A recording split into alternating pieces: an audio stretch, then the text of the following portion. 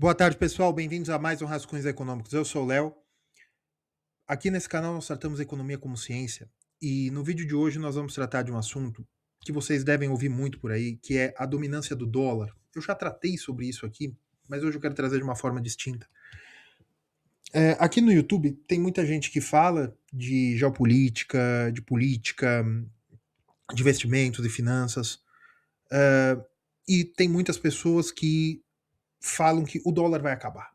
De que o dólar vai acabar, de que a dominância do império, como diria Maria Conceição Tavares, a dominância do império vai acabar, porque o dólar chegou ao seu fim e os Estados Unidos exporta a inflação para o mundo inteiro e o dólar é um mecanismo de dominação e esse tipo de coisa. E que o Trump e as tarifas, né, que vêm e voltam, a Suprema Corte derrubou, mas o Trump arrumou outra forma jurídica, esse tipo de coisa. Ou quando os Estados Unidos entram em shutdown, no sentido de que a parte fiscal não permite mais pagamentos, e aí o ouro sobe, esse tipo de coisa, o ouro vai substituir o dólar, ou que os BRICS vão conseguir lançar uma moeda própria, teve agora um sistema de pagamento internacional dos BRICS. Todas essas coisas que vocês são bombardeados dia após dia, é a ideia de que não, o dólar vai acabar.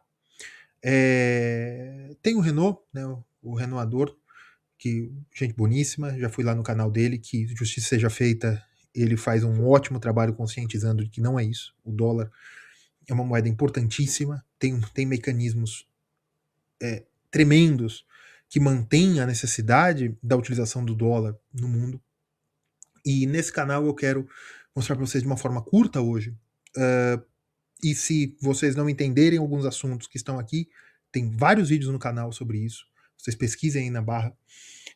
Eu peço que vocês curtam esse vídeo, inscrevam-se, comentem, apertem o hypem esse vídeo, isso ajuda muito na divulgação, mas comentário, curtida e inscrever-se ou verificar se vocês estão inscritos e colocar para aceitar todas as notificações, isso ajuda o canal. Pessoal, estamos com quase 32 mil inscritos, se eu não me engano.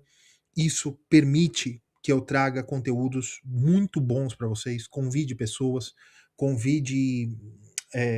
Não vou entrar em spoiler do que vai acontecer nas próximas semanas, mas se inscrevam. Isso ajuda na relevância do canal, não só para entregar conteúdo, mas para que nós possamos também convidar pessoas para virem aqui e tratar de ciências econômicas. Tá? Então inscrevam-se, mesmo que vocês não gostem de mim, deem-me corda para que eu me ferre, certo? Então me ajudem aí nesse ponto.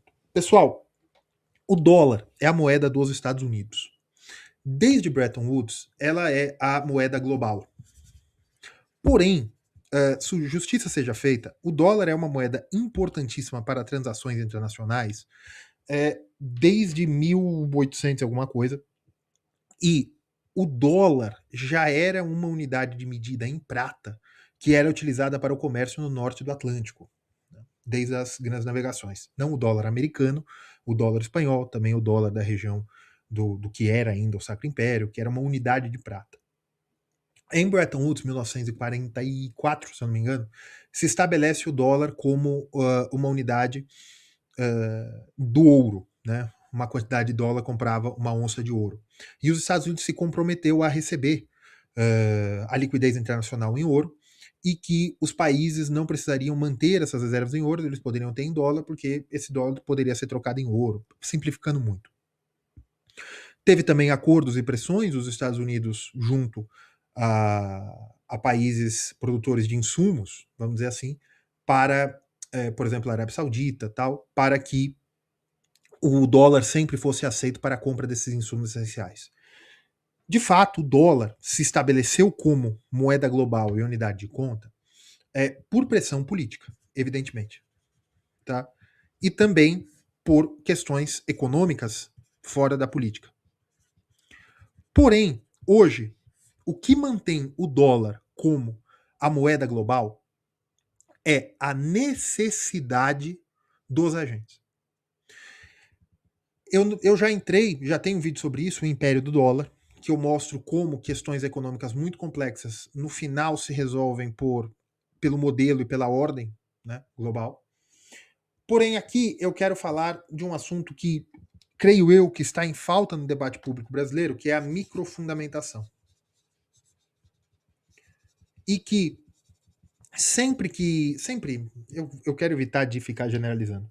O que eu vejo, até onde eu vejo dos vídeos do pessoal falando, artigos também, as pessoas falam no Brasil de monetária de uma forma macroeconômica, evidentemente monetária, macroeconomia, ou de uma forma geopolítica. Porém, o que eu quero mostrar para vocês hoje é que o dólar é insubstituível como moeda global. Não há como o dólar ser substituído por qualquer outra moeda ou por uma commodity, seja uma commodity metálica, seja uma commodity criptomoeda. O dólar é a base da economia mundial da forma como nós a conhecemos hoje. Qualquer modificação exigiria um trabalho macroeconômico, um sacrifício para a economia emissora da moeda e uma necessidade de colapso da economia como nós conhecemos hoje. Os BRICS não conseguiriam jamais uma moeda global, incluso China. O Bitcoin não conseguirá ser a moeda global no ponto de unidade de conta. O ouro hoje ele é precificado em dólar. Ele poderia vir a ser o dólar novamente. Esse é o mais fácil, tanto o ouro quanto a prata, porque eles são precificados em dólar e eles poderiam ser via lastro. O dólar voltar a ter lastro em ouro ou em prata. Poderia. Só que o sistema de preços seria o sistema de preços do dólar. O ouro e a prata poderiam ser absorvidos no sistema monetário, mas eu creio que é impossível eles substituírem o dólar, até pela questão dos reinvestimentos, o problema da base monetária ser não ser expansível, o problema da rigidez da base num sistema metálico, problemas abordados por Hayek, abordados por Friedman, abordados por Fischer, mas elogiados por ele no começo do século. Começo do século XX, meio do século XX. Todos esses problemas impedem que haja um substituto natural ao dólar. Veja, se os BRICS decidirem emitir uma moeda global, haverá um problema. Primeiro de tudo, vamos emitir uma moeda global para pagamentos. Tá, para que... Vou falar só do ponto de vista monetário, depois eu vou para o principal, que é a microfundamentação. Você teria, partindo do princípio que as pessoas aceitassem o dinheiro, que é o mais difícil, e que as pessoas tenham uma taxa de conversão para o dólar, que é o mais difícil também, você ainda tem um problema macroeconômico fundamental. Como você vai dar meios de pagamento para estes países? Se a China inventa a moeda azul, vamos dizer assim, né? A moedinha azul aqui. A China inventa essa moedinha azul. E que os pagamentos internacionais são feitos nessa moeda. E que uma moeda azul é igual a $1. Então eu preciso fazer um pagamento de 5 milhões de moedas azuis. Como eu vou fornecer essas moedas? Por que as pessoas abririam mão de dólares por taxa de conversão para a compra dessa moeda? Por que as pessoas aceitariam receber soja por moedas azuis? Elas aceitariam receber soja por moedas azuis porque depois, com essas moedas azuis, eu poderia comprar quinquilharias da China. Carros elétricos, televisões, tal, essas coisas. Beleza. Mas você teria que fazer um para um, então. Então isso não seria bem uma moeda, seria uma promessa de dívida. Como é que eu teria superávites ou déficits nessas moedas? Para eu ter, para a China poder dar moedas para o mundo inteiro, para que a Tailândia negocie com o Brasil em moedas azuis, a China teria que ter déficits comerciais com a Tailândia e com o Brasil. Ou fazer investimentos diretos estrangeiros nesse país de forma massiva. Pela conta financeira também. Ou seja, a China teria que ter uma saída de moedas maior do que a entrada dessas moedas. A China teria que ter déficits. Léo, do que você está falando, eu estou falando do dilema de Triffin. O dilema de Triffin é incontornável. Léo, como é que os Estados Unidos resolveu o dilema de Triffin? Quando o dólar passou a ser a moeda global, foi por conta de Bretton Woods, mas o ouro do mundo inteiro entrou nos Estados Unidos e os Estados Unidos deu em troca dólares. Os Estados Unidos abasteceu o mundo de dólares comprando o ouro que o mundo tinha. E os Estados Unidos, depois da guerra, deu muito dinheiro como investimentos à Europa, ao Japão, aos países da América Latina não deu muito certo, mas começou. Nunca se finalizou, na verdade, mas tem a Companhia Siderúrgica Nacional, tem a Comissão Brasil-Estados Unidos, na época do Getúlio até Juscelino Kubitschek. Você teve algum dinheiro, sim, que foi colocado no mundo do ponto de vista de empréstimos a perder de vista também, mas também de doação direta, transferência. E os Estados Unidos deu dólares para o mundo. Hoje seria muito complicado pelo dilema de Triffin. Como você pode dar moedas para o mundo para que o mundo possa comercializar com essas moedas? Seria complicadíssimo fazer isso hoje. Porém, eu não quero entrar nessa parte monetária hoje, que é o dilema de Triffin, monetária comercial. Eu quero falar de microfundamentação. Esqueçamos, né? Não tem esse ponto aqui. No ponto de vista global, você não pode dizer que a moeda tem curso forçado. No ponto de vista global. O que é curso forçado? Se eu quero emitir uma nova moeda no Brasil, amanhã essa moeda vai se chamar Tupi-Guaranis, certo? Ou Novo Tupi Brasileiro. Eu quero emitir essa moeda, o que eu faço? Eu faço um plano, eu pego a moeda anterior, o real, eu faço uma taxa de conversão, para cada real eu emito um tupi, então vai ficar elas por elas, e eu só troco a moeda. Eu estou importando o sistema de preços antigos e eu só estou trocando o padrão de pagamento, certo? Beleza. O que faz o real ser substituído pelo Tupi-Guarani, que é a nova moeda brasileira? O que faz isso acontecer? O Banco Central decidir, né? O governo tal, e o Banco Central falar que as reservas bancárias têm que ser nessa nova moeda, os bancos se recusarem a receber pagamentos da sua conta TV a cabo, do pagamento das suas multas do Detran, o pagamento do seu aluguel, os bancos se recusarem a receber, as pessoas se recusarem a receber aquele dinheiro. As pessoas não recebem mais esse dinheiro porque o Estado não vê mais valor naquele dinheiro.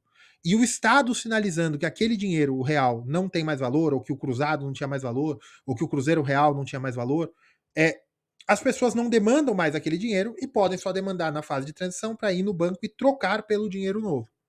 Por quê? Porque o Estado determina o curso forçado. Esse dinheiro não vale mais, um novo dinheiro vai valer. Agora, eu vou precisar demandar dinheiros novos para pagar salários. Porque se eu pagar em dinheiro antigo, o cara pode dar queixa. O cara pode dar queixa que eu não paguei, que eu estou pagando com dinheiro falso, porque o dinheiro antigo não é mais aceito. Eu vou demandar para pagar, para quitar as minhas dívidas, porque o banco só vai aceitar o meu cartão de crédito agora no dinheiro novo. Eu tenho que pagar os impostos, eu tenho que pagar um monte de coisa. E veja, não são apenas os impostos que dão a demanda por moeda. A demanda por moeda se dá porque aquela economia está aceitando uma nova moeda. Veio desde cima por curso forçado? Veio desde cima por curso forçado. Porém, o curso forçado precisa de um background. Não adianta só o Estado falar. As pessoas têm que ter uma aceitabilidade. Por quê? Eu pago salários, eu pago aluguéis, e para eu comprar novas máquinas e equipamentos, eu vou ter que pagar na moeda nova. A moeda nova está sendo aceita pela loja de máquinas, pela fábrica de máquinas, pelo dono do imóvel para aluguel e pelos funcionários. Então, essa moeda tem aceitabilidade para que eu possa produzir.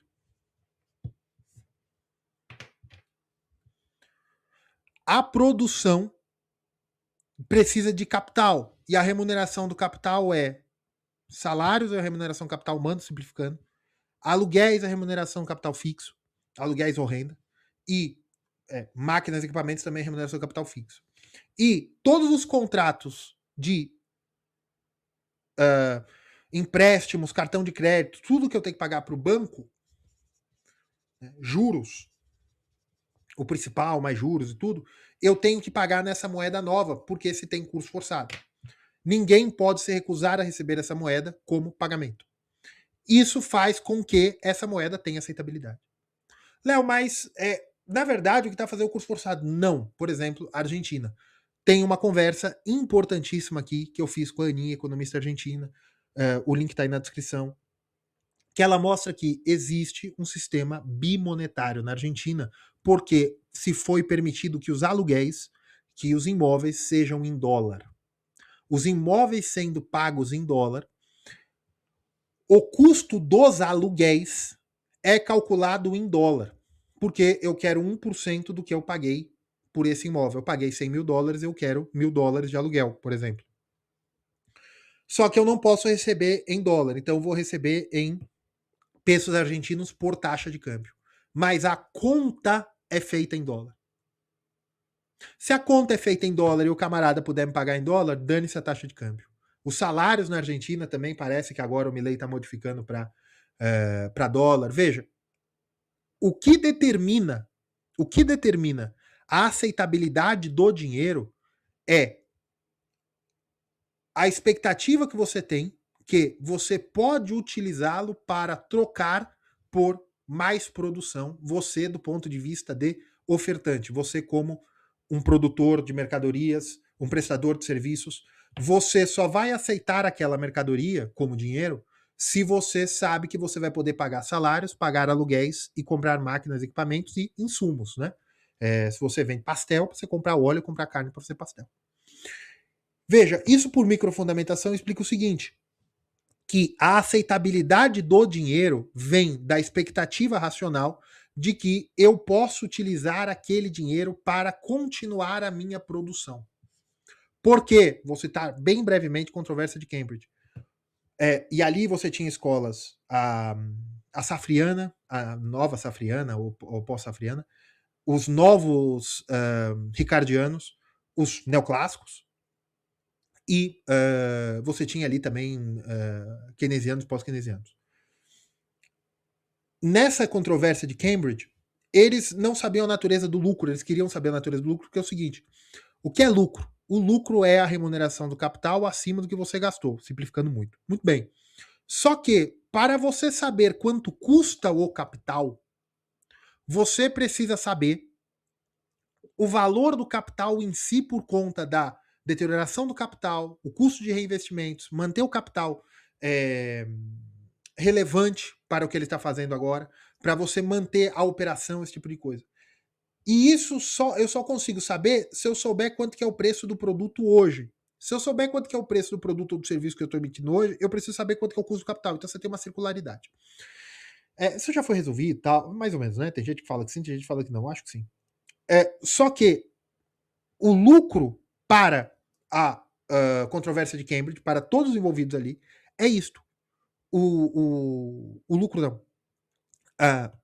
O capital é determinante para a unidade de conta, né? A contabilidade, vamos dizer assim, falta termo melhor.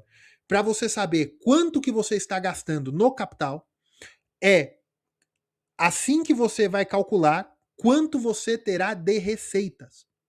Então você faz um cálculo, uma expectativa de cálculo futuro de quanto você terá de remuneração pelo seu capital, para que veja se vale a pena ou não fazer o aporte a valor presente, com expectativa de quanto de aporte mensal você vai ter que fazer para manter. Ou seja, para você comprar uma máquina para fazer camiseta e vender camiseta, você tem que saber quanto vale a máquina hoje em dinheiro presente, quanto você tem de expectativa de revender a máquina caso não dê certo, quanto você vai pagar de insumos, quanto você vai pagar de salários e quanto você vai conseguir vender as camisetas.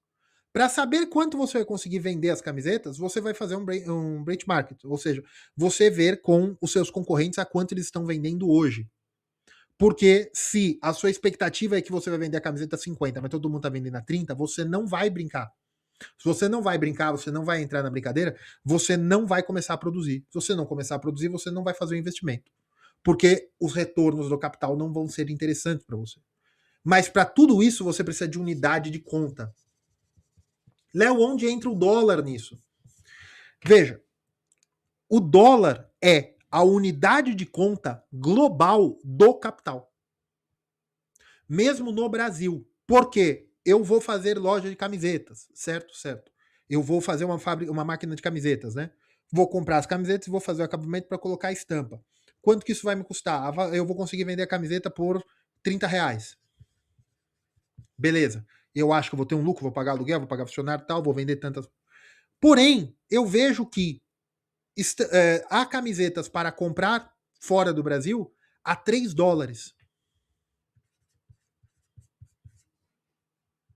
$3 é mais ou menos R$15.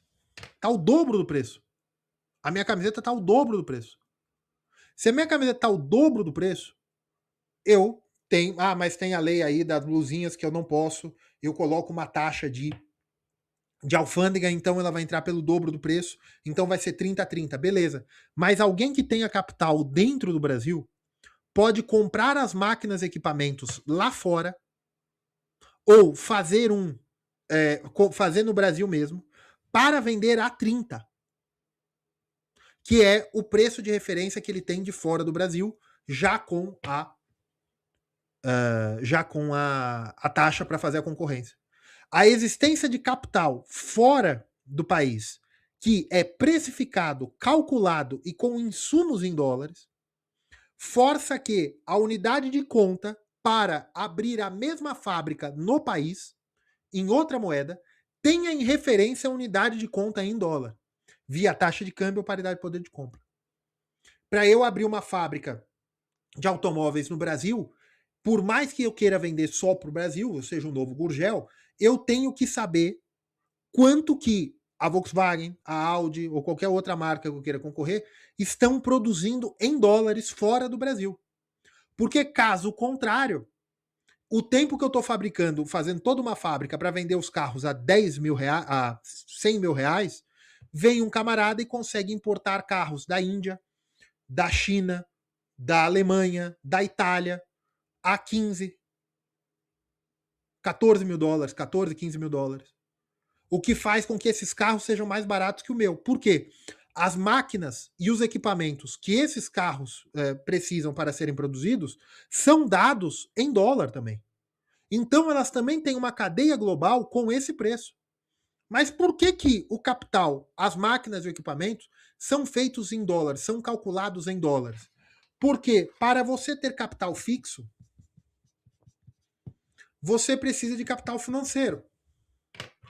E esse capital financeiro do mundo inteiro, ele, para um país emitir dívida soberana, ele vai emitir seu título de dívida pública, seja em moeda local, ou ele vai emitir em moeda do dólar. Que isso aqui é dívida interna, isso aqui é dívida externa.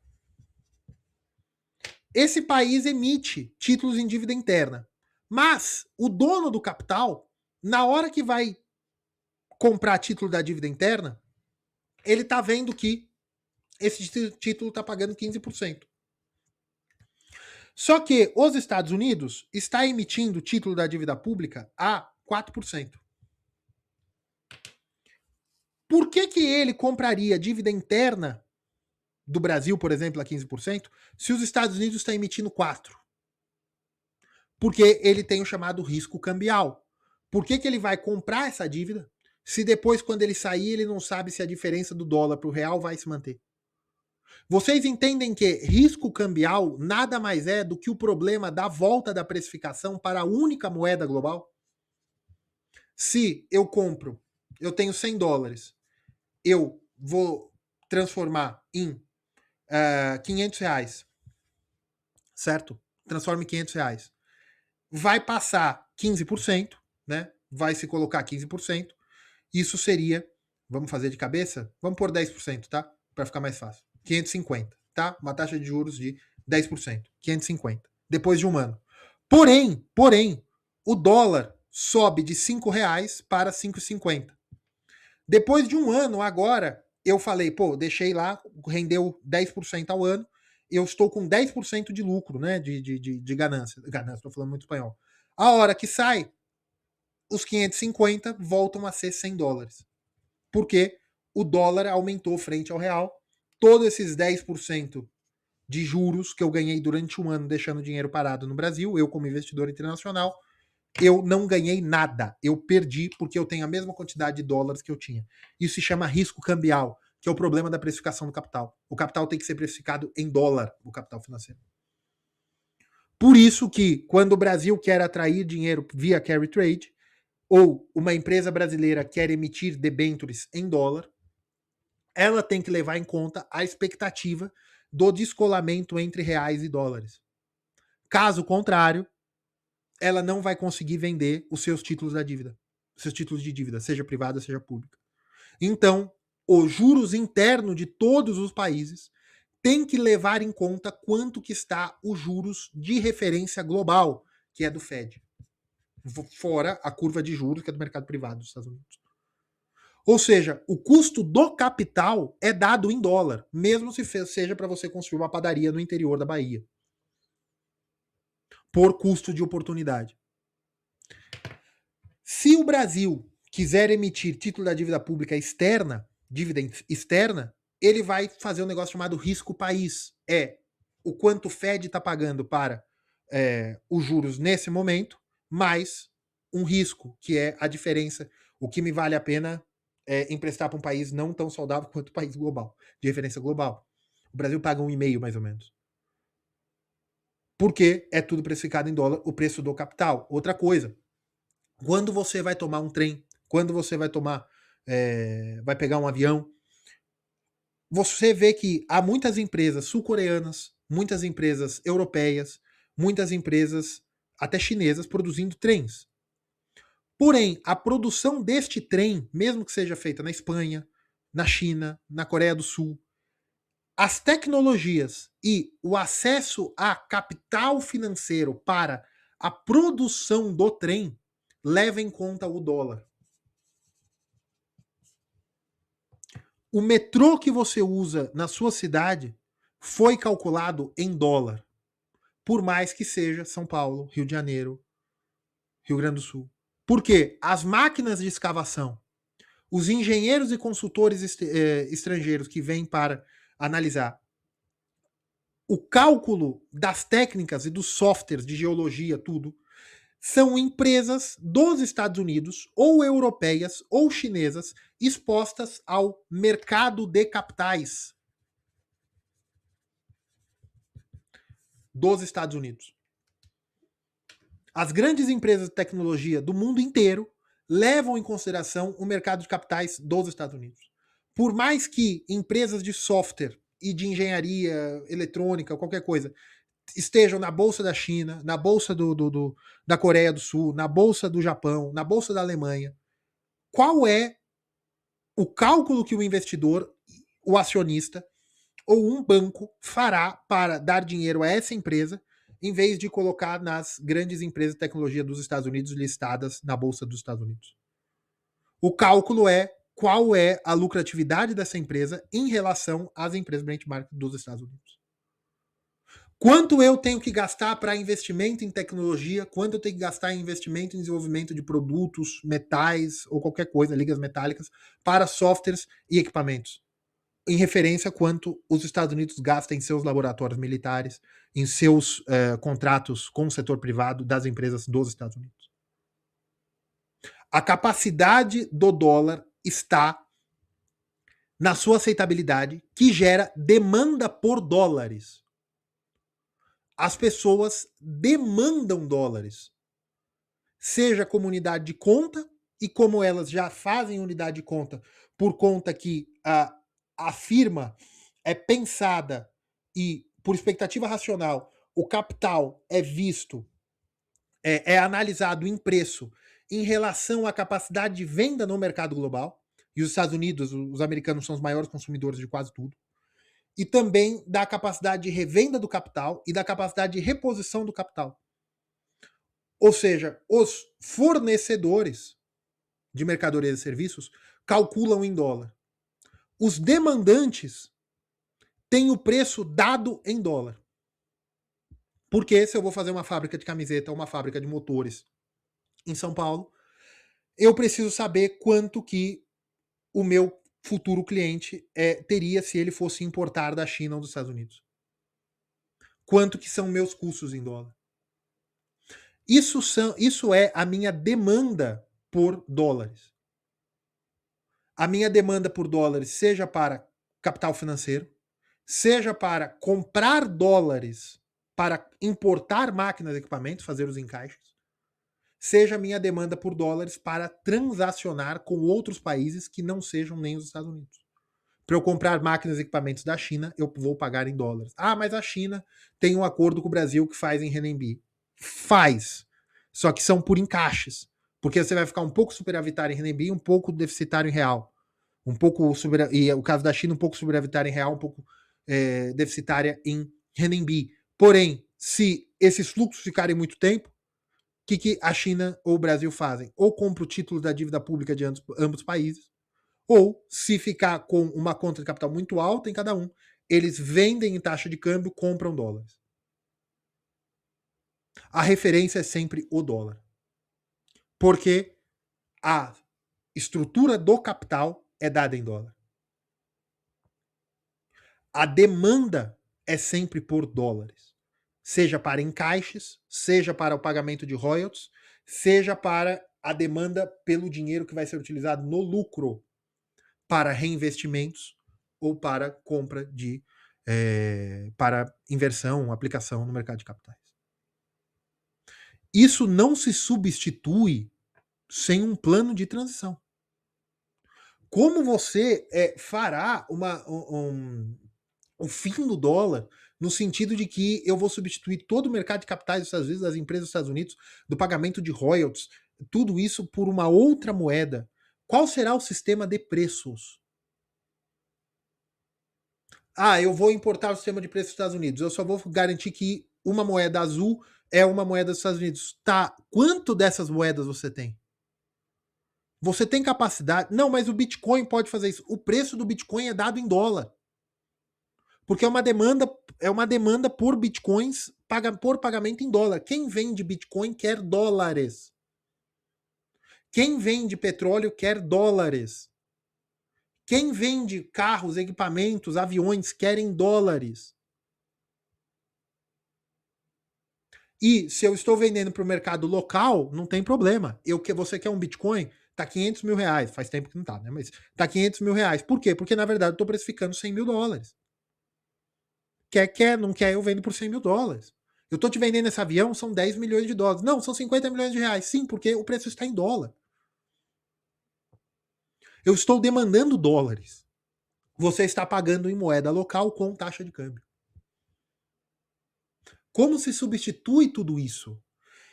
Aí é no vídeo lá que eu falei o império do dólar. Você tem que substituir a ordem internacional. Não basta. Veja, o problema de que os Estados Unidos das tarifas, os Estados Unidos da sua capacidade financeira, tudo isso são notas de rodapé, são coisas muito pequenas. A cadeia global é dada em dólares. Há uma demanda global por dólares, a demanda pela necessidade de produção e de inversão, capital físico, capital financeiro. E os salários também são demandados em dólares. Por quê? Porque as pessoas no interior do Brasil podem ter acesso a mercadorias e serviços em dólar. Elas só pagam taxa de câmbio mais impostos, que é o controle de capitais. Tudo isso ser substituído por uma moeda do BRICS, tudo isso ser substituído por criptomoeda, mas o preço da criptomoeda é dado em dólar. Ah, Léo, o ouro e a prata, o preço também é dado em dólar. Também. Porém, você pode fazer um lastro. Só que não tem muito sentido hoje, porque, vejam, assistam a palestra, o meu comentário à palestra de Hernando de Cos, que é presidente do Banco Internacional de Compensações, que é o banco que faz essa brincadeira aqui. Hein? As dívidas públicas do mundo inteiro são compradas hoje majoritariamente por instituições financeiras intermediárias não bancárias. Essas instituições são fundos de pensão, são seguradoras, que podem ser europeias, podem ser americanas, podem ser chinesas. Mas qual é o dinheiro que elas põem para jogo? Dólares. Quais são esses fundos de pensão, seguradoras, redes cambiais ou fundos de investimento? Qual é o dinheiro que eles estão usando para conta? Dólar. A liquidez global que está segurando a dívida pública e faz FX trade, esse tipo de coisa, eles sempre estão como referência ao dólar. A liquidez global está em dólar. Ah, mas o preço do dólar vem caindo no mundo inteiro. Isso é, como diz o meu amigo Renan Ardono, isso é uma prova de que isso é dolarização. O meio de pagamento diminui de valor relativo. Você aumenta a capacidade de compra desses países e a demanda por dólares volta ao normal. Quando o preço do dólar aumenta muito, os países testam alternativas. Quando o dólar abaixa de preço, os países correm para o dólar. Isso é normal. E fora uma série de mecanismos financeiros e uma série de amarras políticas para a utilização do dólar. Tá bom, pessoal? Por hoje é só. Um abraço. Fiquem todos com Deus. Não esqueçam de curtir, compartilhar, ligar o sininho. Me sigam em todas as redes sociais. Nós precisamos muito de vocês, com números aqui no canal, para que nós possamos trazer cada vez mais novidades, como eu vou anunciar, espero eu, nas próximas semanas. Tá certo? Não se esqueçam de assistir o vídeo que eu tive com a economista argentina e a palestra que eu analisei a palestra de Hernando de Costa que eu analisei num vídeo aqui. Tá bom? Um abraço, fiquem todos com Deus.